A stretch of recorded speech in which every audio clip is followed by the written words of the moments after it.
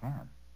If someone is waiting for me with a powerful rifle with a telescopic sight, I simply will not come around. My next attempt at seeing took place on September 3rd, 1969. Don Juan made me smoke 2 bowls of the mixture. I remember that when my body was thoroughly numb, Don Juan held me by my right armpit and made me walk into the thick desert chaparral that grows for miles around his house. I cannot recollect what I or Don Juan did after we entered the brush, nor can I recall how long we walked. At a certain moment, I found I was sitting on top of a small hill. Then, very faintly, I heard Don Juan's voice talking to me. "Now you must look at me," he said as he turned my head to face him. He repeated the statement 3 or 4 times. I looked and detected right away the same glowing effect I had perceived twice before while looking at his face. It was a mesmerizing movement, an undulatory shift of light within contained areas. There were no definite boundaries to those areas, and yet the waving light never spilled over but moved within invisible limits. I scanned the glowing object in front of me, and immediately it started to lose its glow, and the familiar features of Don Juan's face emerged, or rather became superimposed on the fading glow. I must have then focused my gaze again. Don Juan's features faded, and the glow intensified. I had placed my attention on an area which must have been his left eye. I noticed that there the movement of the glow was not contained. I detected something perhaps resembling explosions of sparks. The explosions were rhythmical and actually sent out something like particles of light that flew out with apparent force toward me and then retreated as if they were rubber fibers. Don Juan must have turned my head around. Suddenly I found myself looking at a plowed field. "Now look ahead," I heard Don Juan saying. In front of me, perhaps 200 yards away, was a large, long hill. Don Juan spoke to me again. It took me a moment to understand what he was saying. "Do you see a man in that field?" he kept on asking. Don Juan took my head in his hands from behind. I could see his fingers over my eyebrows and on my cheeks, and made me pan over the field, moving my head slowly from right to left and then in the opposite direction. "Watch every detail. Your life may depend on it," I heard him saying over and over. He made me pan 4 times over the 180-degree visual horizon in front of me. At one moment, when he had moved my head to face the extreme left, I thought I detected something moving in the field. I had a brief perception of movement with the corner of my right eye. He began to shift my head back to my right, and I was capable of focusing my gaze on the plowed field. I saw a man walking alongside the furrows. Don Juan must have noticed that I had seen the man. He asked me repeatedly if the man was looking at me or if he was coming toward me. I wanted to tell him that the man was walking away and that his back was turned to me, but I could only say no. Don Juan said that if the man turned and came to me, I should yell and he would turn my head away in order to protect me. I had no sense of fear or apprehension or involvement. I coldly watched the scene. The man stopped walking at the middle of the field. He stood with his right foot on a ledge of a large round boulder as if he were tying his sandal.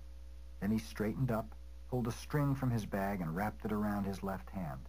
He turned his back to me and, facing the top of the hill, began scanning the area in front of him. I thought he was scanning because of the way he moved his head, which he kept turning slowly to his right. I saw him in profile, and then he began to turn his whole body toward me until he was looking at me. He actually jerked his head or moved it in such a way that I knew beyond a doubt that he had seen me. He extended his left arm in front of him, pointing to the ground, and holding his arm in that position, he began to walk toward me. "He's coming," I yelled without any difficulty. Don Juan must have turned my head around, for next I was looking at the chaparral. I saw Don Juan moving to a spot perhaps 20 yards away. He walked with such incredible speed and agility that I could hardly believe it was Don Juan. He turned around and faced me and ordered me to gaze at him. His face was glowing. It looked like a blotch of light. He said something to me. I struggled to understand and lost my view of the glow. And then I saw Don Juan as I see him in everyday life. He was a couple of feet away from me. He sat down facing me. I perceived once more the effect of pulsating explosions of light emanating from an area which must have been his left eye. I noticed that perceiving was more than sighting. It was feeling. The pool of dark liquid light had an extraordinary depth. It was friendly, kind. The glow had a very lovely and delicate way of touching me, of soothing me, which gave me a sensation of exquisiteness. Don Juan must have turned me around once more, for I was again looking at the plowed field. I heard him telling me to watch the man. The man was standing by the boulder looking at me. I could not distinguish his features. His hat covered most of his face. After a moment, he tucked his bag under his right arm and began to walk away toward my right. He walked almost to the end of the plowed area, changing direction, and took a few steps toward the gully. Then I lost control of my focusing, and he vanished, and so did the total scenery. The image of the desert shrubs became superimposed on it. I do not recollect how I returned to Don Juan's house, nor do I remember what he did to bring me back. When I woke up, I was lying on my straw mat in Don Juan's room. I looked at my watch. It was 11 p.m. I went back to sleep, and by 1 o'clock the next afternoon, I thought I was myself again. I wandered to the back and found Don Juan sitting by the irrigation ditch. When he saw me approaching, he made frantic gestures to make me stop and go back into the house. "Run inside," he yelled. I ran into the house, and he joined me a while later. "Don't ever come after me," he said. "If you want to see me, wait for me here." I apologized. He told me not to waste myself in silly apologies which did not have the power to cancel my acts. He said that he had had a very difficult time bringing me back, and that he had been interceding for me at the water. "We have to take a chance now and wash you in the water," he said. I assured him I felt fine. He gazed into my eyes for a long time. "Come with me," he said. "I'm going to put you in the water." "I'm fine," I said. "Look, I'm taking notes." He pulled me up from my mat with considerable force. "Don't indulge," he said. "In no time at all you will fall asleep again. Maybe I won't be able to wake you up this time." We ran to the back of his house. Before we reached the water, he told me in a most dramatic tone to shut my eyes tight and not to open them until he said to. He told me that if I gazed at the water even for an instant, I might die. I kept my eyes shut as he went on submerging and pulling me out of the water for hours. The change I experienced was remarkable. Whatever was wrong with me before I entered the water was so subtle that I did not really notice it until I compared it with the feeling of well-being and alertness I had while Don Juan kept me in the irrigation canal. Water got into my nose and I began to sneeze. Don Juan pulled me out and led me with my eyes still closed into the house.